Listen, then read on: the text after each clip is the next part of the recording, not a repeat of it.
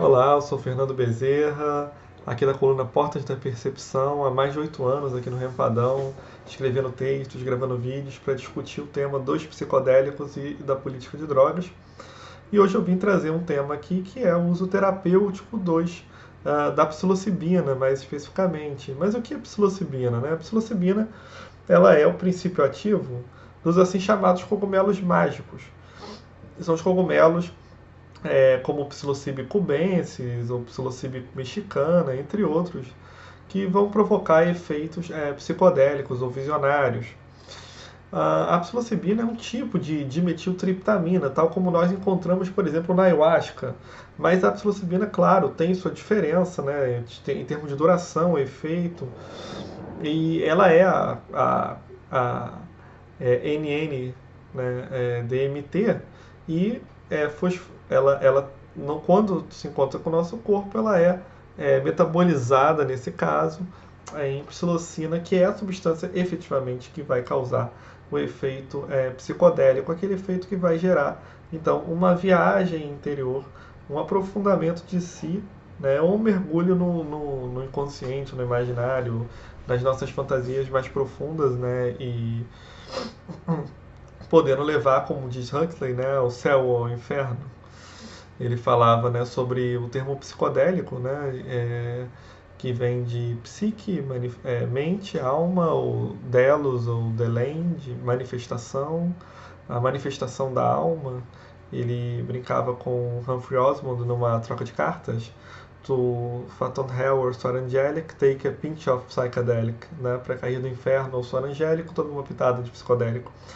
E os cogumelos mágicos eram conhecidos de várias tradições, e quando nós reencontramos os cogumelos mágicos já no século passado, né, o que a gente vai ver é novamente um grande entusiasmo em torno dos possíveis efeitos dessas substâncias no campo do tratamento das doenças, das afecções da alma.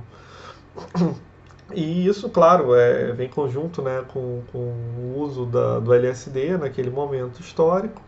E a gente vai ver vários psicólogos e psiquiatras entusiasmados com essas substâncias para conseguir um melhor resultado terapêutico para tratar os difíceis, né, transtornos da mente e do comportamento. No caso da psilocibina, né, a gente vai ver que haviam relatos entusiastas no sentido de que de 50% a 80% de voluntários saudáveis relatavam melhorias na sua personalidade, melhorias no seu bem-estar, né, quando usavam esses cogumelos, segundo alguns estudos na época, relatados, por exemplo, pelo psiquiatra tcheco Stanislav Grof. E o interessante é que grande parte do efeito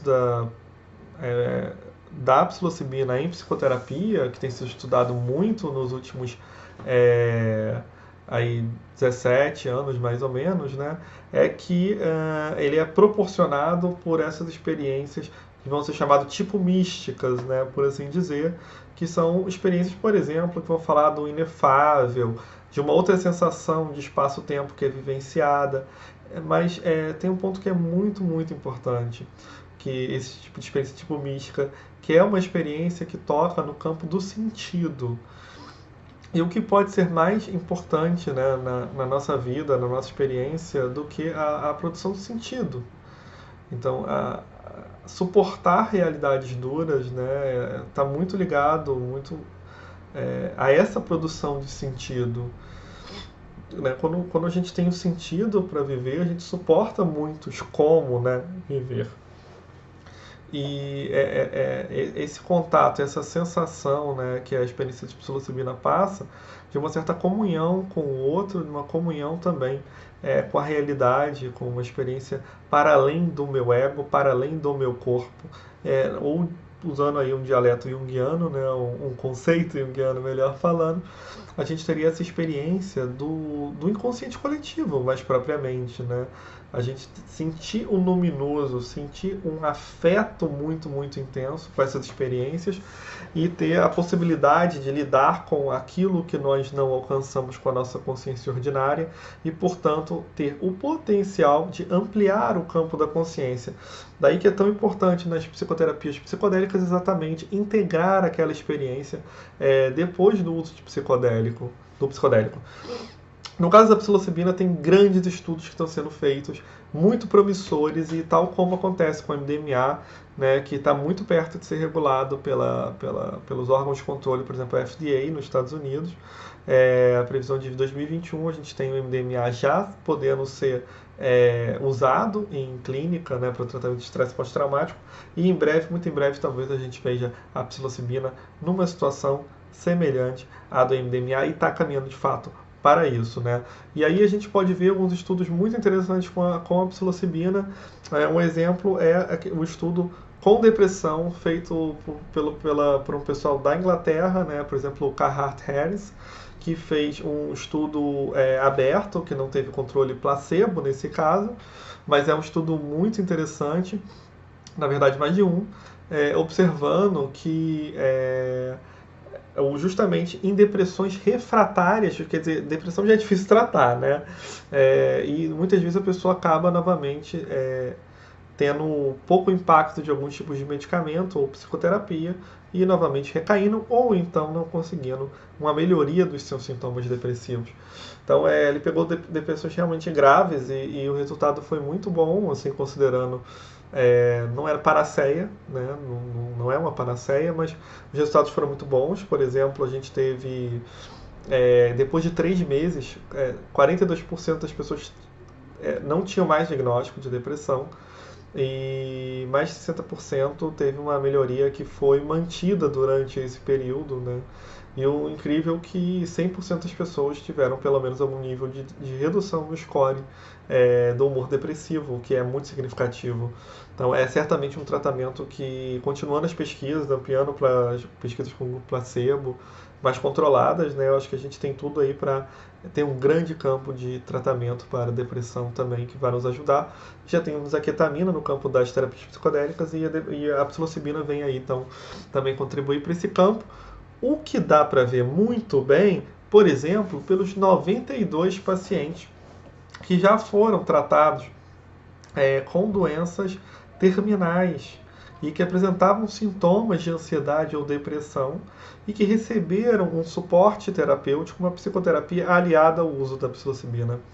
E essas pessoas tiveram resultados sensacionais, como, por exemplo, 80% das pessoas, depois de 6 meses, com resultados muito positivos em relação à sua melhoria de bem-estar e dos scores de ansiedade e depressão, né? Então, a gente vai ver aí cerca de 60% novamente aí nesse caso, mais especificamente com remissão dos sintomas, e é muito animador ver isso, porque os cuidados paliativos, exatamente, né, esse cuidado que a gente tem para lidar com a saúde mental, com a qualidade de vida de pessoas que têm doenças sem critério de cura, é uma das coisas mais importantes que a gente tem visto nesse debate sobre, né, a medicina contemporânea, a psicologia contemporânea. E há um cuidado, um preparo também para aceitar a experiência de morte e do morrer, né, essa humanização desse processo de morte, né, e que também é certamente um cuidado com a vida, né, um processo de mergulhar na sua história, de mergulhar nos seus sentimentos, na sua fantasia, e ressignificar essa história, de ressignificar os seus sentimentos em relação à sua própria existência e à existência dos outros que estão ao seu redor, podendo assim ter um momento com muito mais bem-estar. Eu acho que é isso que é fundamental. Outro campo interessante que tem sido estudado nesse campo aí do tratamento com a psilocibina é o transtorno obsessivo compulsivo, né, que envolve comportamentos compulsivos, ritualizados, repetitivos, e que é um transtorno muito ligado a uma ansiedade muito grande, e com essa psicoterapia aliada ao uso de psilocibina, em pesquisas do Moreno, por exemplo, a gente vai ver que a gente tem resultados eficazes, e principalmente em todas essas pesquisas o que a gente pode ver é que quando a gente tem o cuidado de profissionais cuidando daquela pessoa, a gente não observa problemas, efeitos colaterais graves.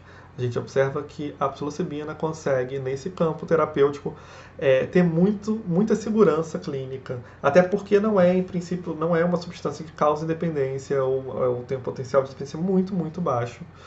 e os riscos fisiológicos são muito, muito baixos, muito abaixo da maioria das drogas vendidas ou comercializadas e prescritas no campo da medicina. Então, tudo isso faz com que a gente tenha uma substância bastante promissora, né, para uma série de cuidados. Nesse campo a gente está avançando aos poucos, né, são algumas centenas aí talvez de artigos que estão sendo discutindo esse campo da psilocibina no uso terapêutico, no tratamento, no campo da saúde mental. E a gente pode ver que os resultados são muito promissores. Nesse caso do transtorno obsessivo compulsivo, embora tenham poucos estudos e seja um começo de conversa, esse estudo já tem demonstrado resultados bastante positivos. O mesmo tem acontecido em outros tipos de tratamento, né, que eu não vou aprofundar aqui, mas a gente já tem resultados em relação a pesquisas para tratamento de tabagismo, de dependência de outras drogas, né, de cefaleia em salvas, por exemplo, que é chamada cefaleia suicida, né, porque é uma dor de cabeça considerada uma das maiores dores do mundo, né, e a gente não tem fármacos adequados para tratar esse tipo de doença. Então, o que eu queria começar aqui nesses cerca de 10 minutos era começar falando para vocês a importância desses tratamentos, dessas pesquisas, e que vocês podem acompanhar. Eu vou ver se eu linko aí, a gente tem alguns textos já no Portais da Percepção, no Rempadão aqui, falando sobre esse assunto, para vocês lerem com mais cautela. Tem os artigos, tem as referências, vocês podem procurar, então tem muito material bom aí para a gente continuar avançando na ciência psicodélica.